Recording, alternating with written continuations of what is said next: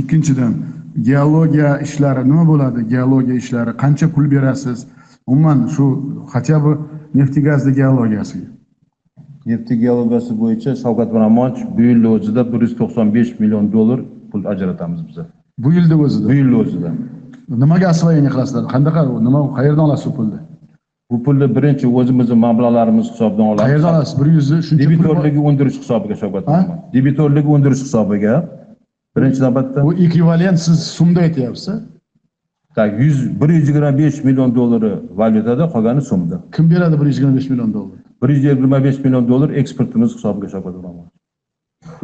Bu yil shuncha imkoniyatlaringiz bormi? Eksportdan 125 million pulni geologiya olib qolish imkoni bormi? Bor Shavkat Miromonovich. Qaysi hisobidan? O'zimizni gaz hisobidan, eksportidan, polietilenning hisobidan, neft mahsulotlarimiz eksportining hisobidan. 125 million. Shu gapingizga javob berasiz? Javob beraman. 125 millionni siz bu yil chisti geologiyaga berasiz. Da, Shavkat. Bu Sanaqo'lovni ligidan tashqari? Yo'q. Bu faqat geologiya ishlari. Neft-gazli geologiyasi. Neft-gazli geologiyasi. O'zbek neft-gazli geologiyasiga. 125 million dollar. Yil yakunigacha shunga javob berasiz? Javob beraman. Hech qanday konvertatsiya so'ramaysiz. Yo'q, Shavkat Miromonovich. Yaxshi. Million dollarni yil yakuni bo'yicha necha foiz, mana shuncha o'tgan yillari, mayli 20 milliard to'g'risida gapirmaylik, o'tgan yilga bo'lgan investitsiya bo'yicha mana skvajinlarda qancha pul beryapmiz, qancha gaz va neft ko'payadi? Bu yil yakuniga binoan Shavkat Miromonovich 2017-yil deyapman. 2017-yilda nima ko'payadi, qancha ko'payadi? 2016-yilga nisbatan 657 million kubometr gaz ko'payadi. Qancha? 657 million kubometr. Nimaga buncha kam? Kelasi yilga Shavkat Miromonovich o'zi 5 milliard ko'paytiramiz. Bu 650 millioningiz hech gap emas.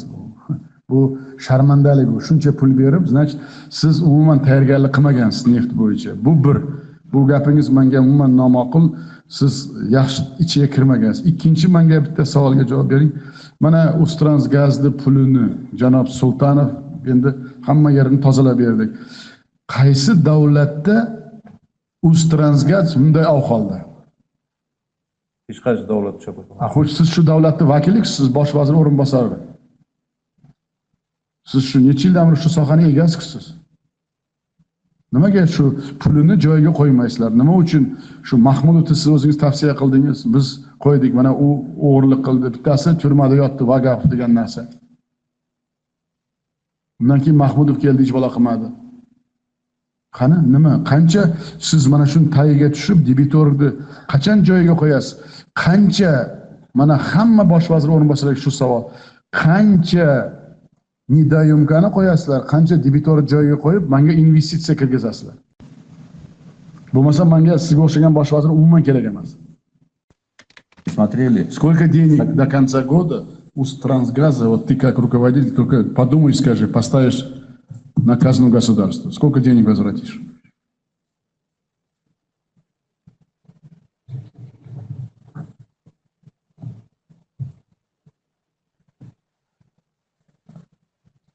Сhavkat Miromonovich,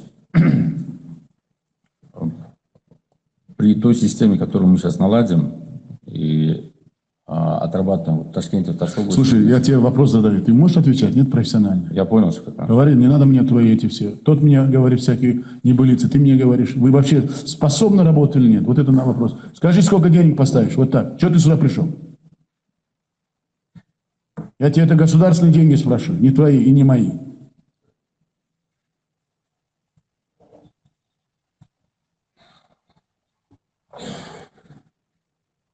До конца года, Сhavkat Miromonovich, 90% собираемости мы обеспечим.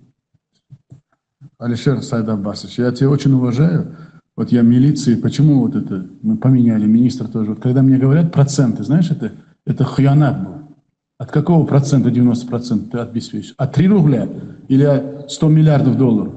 Ты мне говори. Зачем ты мне такие вещи говоришь? Что, я с учителя пришел в школу, что ли, сюда?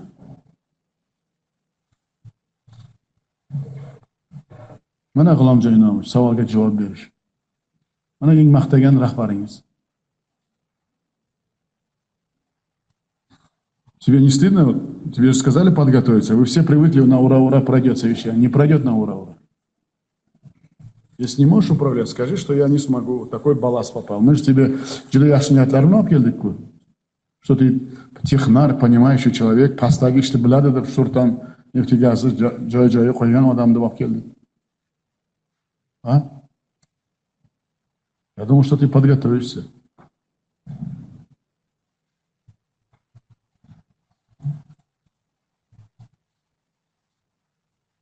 Нефтегаз умуман не готов. Ты совершенно не готов. Вот я тебе объявляю выговор и даю 6 месяцев, чтобы ты с Устрангазом совсем на сегодняшний поставили, всех своих собери, вот этот выговор донеси до всех. Алишер Саид Аббасович. Ты понял, да? Есть. Ibragimov Normat Sadullayevni ishdan olish taklif qilaman. O'rtoq Ibragimovga G'ulomjon degan G'ulom Inomovichga 15 kunda ichida rahbar bo'lib odam topasiz. Tushundingizmi yo'qmi? Ishdan olish. Bor tur joyingga. O'znefti mahsulotlarida rahbari ham Sultanov Baxtiyor Sobirjonov ham ishdan olish. Va buni o'rniga 15 kun ichida bu odam hamma narsani hisob-kitob qilsa, keyin men o'zim aytaman nima qilish kerak. Hozir buni o'rniga odam topish kerak.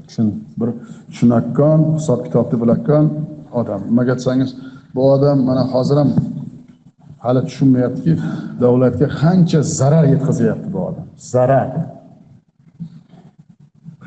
Sultanov, tushundingmi? Men senga necha marta aytganman. Sen silliq bo'lib qachongacha yurishing mumkin? Qachongacha yurishing mumkin silliq bo'lib? Hammang o'zingga aravangni torting deb, nima uchun men 3 soat daklat qildim? Nima tayyorgarlik qilmay kelding? Noinsof.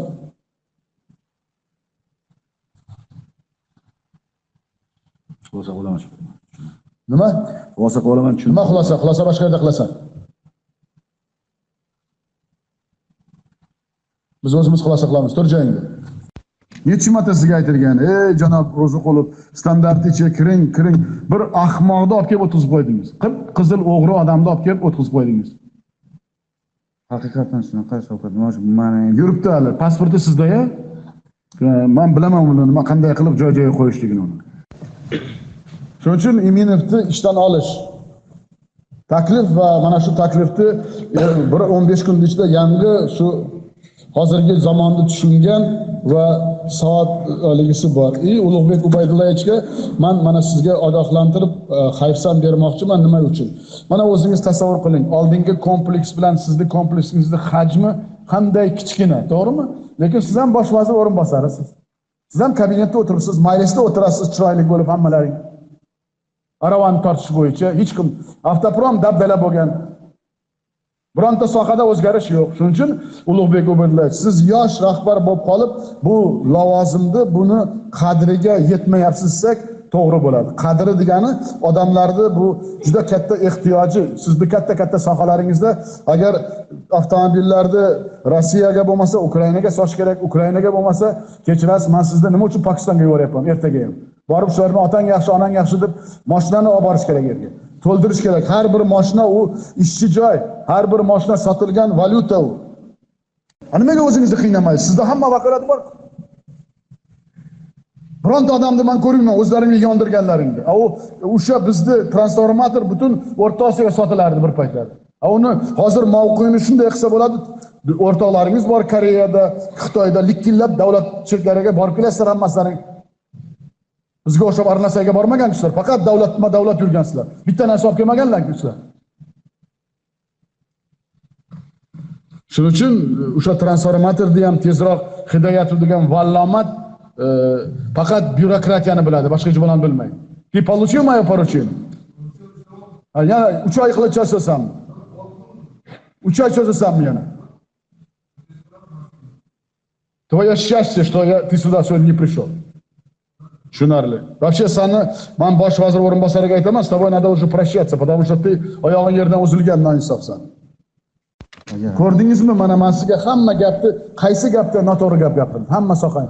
Siz kompleks rahbari qaysi sohani uddabron qildingiz? Qaysi yuribsiz qo'day? Men bosh vazir bironta sohani pichoq qilayotgan sohani bir namuna qilib ko'rsata olmayman. Men qiynagan odamni juda yaxshi bilaman. O'zini qiynab bo'lmasa, men u odamni qo'lda ko'tarib yurishga roziman. Tomoshabin bo'lib o'tirgan odam bilan men hech qachon ishlamayman. Ana shuni biling. Hammamiz vaziyatni yomon deymiz. Faqat yomon deyishga bilasiz. Yomon bo'yicha kim yaxshi qilish kerak? Kim yaxshi qiladi? Sizlar yaxshi qilishlari kerak, men yaxshi qilishim kerak.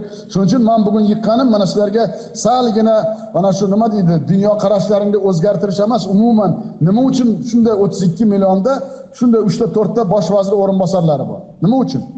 Aravani tortish uchun, kabinetda o'tirish uchun emas, balandparvoz raport berish uchun emas.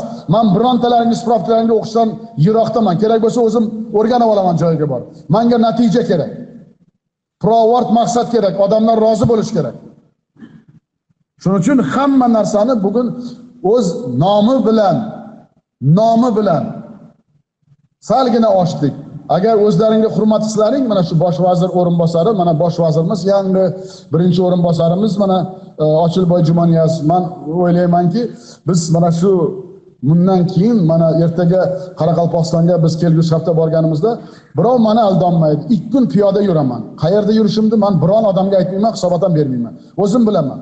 Больницаga kiraman, qishloq vrachi punktga kiraman, boshqa joy o'zim bilaman qayerga kirishga. Uylarga kiraman.